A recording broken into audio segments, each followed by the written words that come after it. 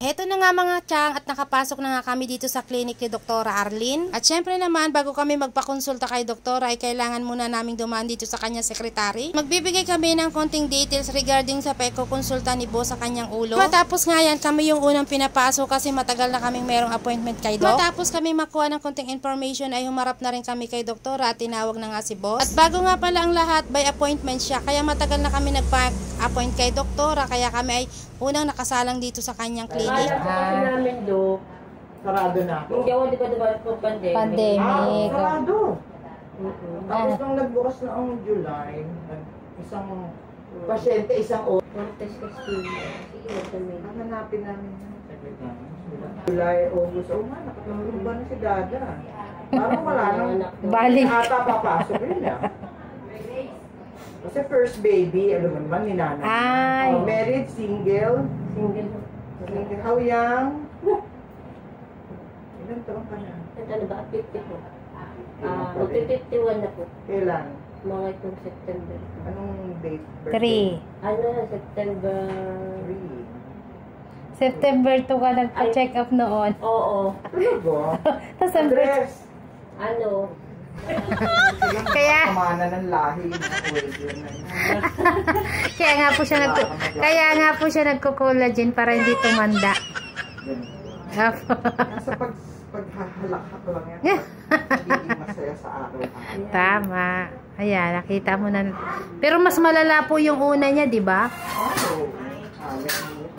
Oo. Ulo, ito'y okay. Dami may ganito ngayon.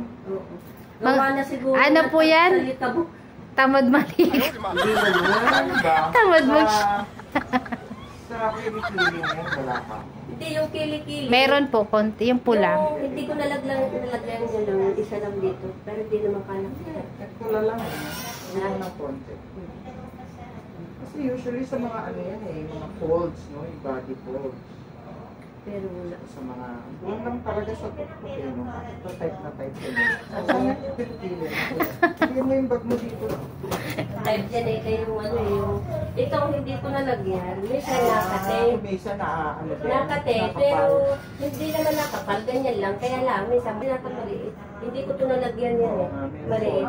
Baka naman sa paawis na. At ito na nga pala yung reseta na kailangan kong bilhin dito sa kanilang parmasya. Ang kagandahan nga dito mga tiyang ay may sarili nga palang boteka sila do, kaya hindi ka nalalayo para bumili ng mga kailangan mo. Ang kagandahan dito sa kanya ay yung mga gamot na binibigay at nire-reseta po niya ay tinitimpla dito sa kanilang boteka. Yung nga may katagalan yung pagtitimpla ng gamot, kaya mag-aalas 12 rin naman. Sabi ko kay boss, niyaya ko na siya, kumain na lang muna kaming tanghalian. Nagpaalam nga muna kami dito sa kanilang tauhan na kami ay kakain dito sa kanilang kantin. Ang kagandahan nga dito kila Doktora ay kompleto na, may boteka na, meron pa rin sila ditong kantin. At wala nga pinagbago ang kanilang kantin nung una kami pumunta dito at una rin kaming kumain. Kung mapapansin nyo nga ay masyadong tahimik at akala nyo ay wala mga customer dito. Bago nga kami dito kumain ay pumasok na kami kanina para nga lang makisir at nakita naman namin marami rin kumakain dito mga tao. Ang maganda dito sa lugar nila ay katabi nila dito ang mga city hall, kaya marami rin customer na pumapasok. Dahil kami pa nga lang naman ang customer ay ito na muna ang aming nakita. Meron silang giniling,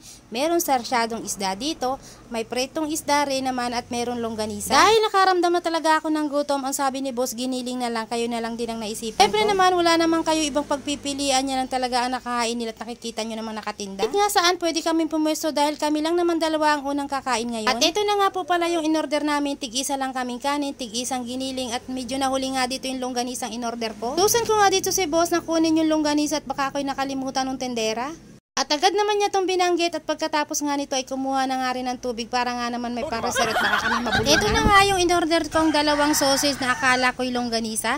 Ganito rin nga pala ang kinakain namin dito sa aming bahay.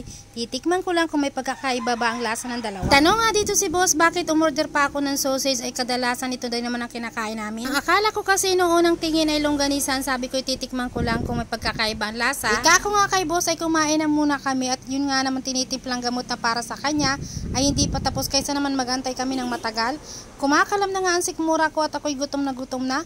Ang inalmusal ko lang kaninang umaga ay biskwit at kape. Habang kumakain nga kami dito no boss ay nagkwentuhan kami tungkol kay doktora at natutuwa siya dahil makwento pa rin. Noong nakaraan 2019 na nagpa-check up siya ay ganito talaga, napakakwento niya at ang daming tinatanong sa kaya nga halos isang oras ang tagal namin sa loob ng clinic dahil nga naman nagkikwentuhan kami at nakakaya naman doon sa mga pasyente na nag-aantay. Ngayong araw nga na ito ay hindi lang kami ang pasyente inaasikaso ni doktora dahil marami kami, nasa 5 rin ang katao sa loob ng clinic. Pagka nga kami nagpa-schedule sa kanya para kami ay mauna pero hindi ko inaasahan na marami pala kami. Pero nga dahil kami ang naunang nagpa-schedule, kami ang inuna ni doktora at alas 9 nga pala nagbukas ang clinic dito. Anyway nga mga tiyang at ito tapos na nga pala akong kumain at si boss ay inaantay ko na lamang. Medyo natagalan nga siyang kumain dahil nakapagkwentuhan pa kaming maigi at ako na may gutom na kaya ako naunang natapos. Pagkatapos nga namin kumain na hindi na rin kami nagtagal dito sa loob ng kantin at pakakakoy ang gamot na tinimpla ay tapos na. Walking distance nga lang pala ang distansya nitong buteka at kantin. Sa gitna naman ito yung pinaka-clinic ni doktora. Bali nga pala magkakamag-anak sila o magpipinsan dito.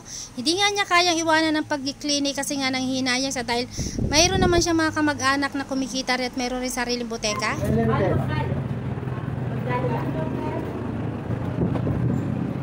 5,000 ang babayaran mo lagot ka. Mahal ng gamot mo.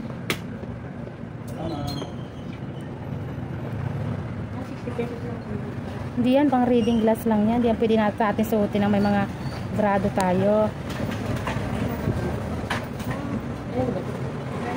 Ayan po yung inaano no. Ito. Yung 20 bags, pwede nyo na sa area. Mercury. Pwede na bilhin sa Mercury. Alin po ba dyan? Pwede na? Ayan po, sige po. Sa Mercury na lang bilhin. Tapos kasama ko to. Ito. Oo. Ito. Okay. Tapos ito sa Mercury nila po. Ang hirap magkasakit. Hindi naman. Mahirap Ay, sa Mercury na lang namin. Oo, tama po. Dadaan naman tayo ng 13, doon na lang tayo. Dito sa Walter. Ay, sa Walter meron na. Oo, meron doon buteka. Pwede naman yata sa Watson yan eh.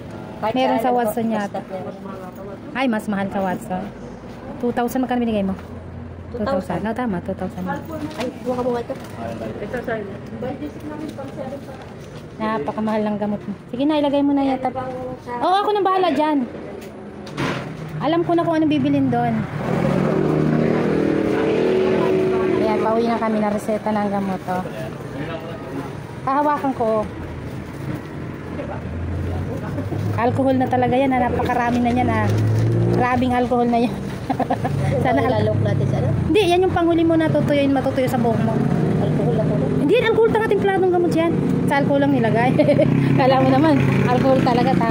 Sobra ka naman, uwi na tayo. Fast forward na nga po pala tayo at nakarating na nga kami dito sa Walter 13. Dadaan nga po sana kami dito sa Mercury at bibili kami ng isang niresetang gamot. Sabi ko sa kanya ay bago na bilhin at kapag naubos na ibinigay at nireseta sa kanya. At dumiretso na nga pala kami dito sa department store para bumili ng kunting mga dilata. Iba nga dito mga pinamili ko ay pantinda namin sa aming tindahan at ang iba naman ay personal na gamit. At syempre hindi ko nakalimutan dito ibili aking munting pusa ng kanyang pagkain at pasalubong. Nagtatalunan nga amin dalawa dito kung pang adult ba o pang babying pusa ang bibili kong pagkain. Sabi ko sa kanya mag-4 na taon ang aking pusa kaya pang adult na dapat. Syempre naman nakapili na rin naman kami ng pagkain ni Mingming na pwede namin ipakain kasi minsan natatabangan siya. Nagawin nga pala kami dito sa mga tinapay at biskwit. Sabi nga kasi ni boss bibilan daw niya ang kanyang inaanak ng pambaon sa isa. Dami nga ng tindang biskwit dito, hindi niya alam kung ano ba ang dadamputin at kung anong pipiliin. Halos lahat ng biskwit dito ay masasarap at talaga namang may enjoy mo. Tinatanong pa nga niya sa akin kung ano daw bibili niya. Sabi ko, ikaw naman ang magbabayad kaya ikaw na ang pumili kung ano yung bibigay mo sa iyong inaanak. Lahat naman kasi ng tinda dito ay masarap talaga at affordable prices pa. Ano nga lang mahirapan ditong pumili kung anong gusto mo dahil sa dami ng biskwit na makikita mo at may iba ibang klase pa. Kaganda nga tingnan itong mga estante at talagang puno-puno ng mga biskwit at tinapay na paninda. Kung ako masusunod ay bibilin ko to lahat kaya lang nga ang aming pangbili ay sapat lang. Nagawin nga ako dito sa mga tindahan ng prutas pati na rin dito sa tindahan ng gulay at ako'y natutuwa dahil ang dami talaga mga gulay na makikita. Meron nga ako nakita dito dalawang klase ng kabote at ito'y ginagamit pag nagsasamyupsal. Kaso nga lang ay napakamahal at hindi ko kayang bilhin. Sabi nga ni boss ay wag ko nang kunin yun at baka hindi naman namin maubos at masira. Kaya lumakad lang ako ng konti at naghahanap ako ng lettuce dito kasi mas masarap ang lettuce kapag kaganito sa mall. Nakita nga ako ditong Romanian lettuce at ito yung paborito ko at manamis-namis talaga ang lasa nito. Kung Kumuha na nga ako ng isang plastic at mamayang gabi kakainin ko at lalagyan ko ng konting mayonnaise. Natutuwa nga ako makita ang mga gulay dito talagang fresh na fresh at talagang mamimili ka sa dami nila. Ito na nga lang Romanian lettuce ang kinuha ko at inilagay na rin namin dito sa cart para magbayad na kami sa cashier. Buti na lang pagpunta namin dito sa cashier ay walang ibang nakapila kaya kami na ang nauna. Siya na nga ako ang magbayad at ako na lang ay mag-aabot ng pera ng konti kapag na-short ito. Medyo nagre-reklamo nga ito at sabi niya, naku, sigurado mabigat naman itong bitbitin at kailangan na lang namin mag-tricycle. Kung tutuusin naman talaga ay kukunti lang aming pinamili pero inabot pa to ng mahigit 3,000. Ika ko nga sa kanya ay siya na muna ang mag-abono at pagdating sa bahay, pag-usapan na namin kung magkano ibabayad ko. Tataka nga siguro kayo kung bakit kailangan namin maghatian. Ang iba po kasing dilata dyan ay pantinda namin at hindi po kasama talaga sa budget pang bahay. At eto na nga, napagastusan naman kami ng malaki kapag ganito kasing lalabas na pipilitan kaming gumastos. Akad lang naman sana talaga namin dito ay magpagamot siya sa kanyang derma para nga naman gumaling na kanyang ulo. Paano mga tiyang, maraming salamat po sa pagsubaybay at pagsuporta at panonood sa aking mga vlog. Nawa naman po ay patuloy niyo po akong panoorin at sana po ay pakishare, pakilike na lang din po. Yun lang po ba?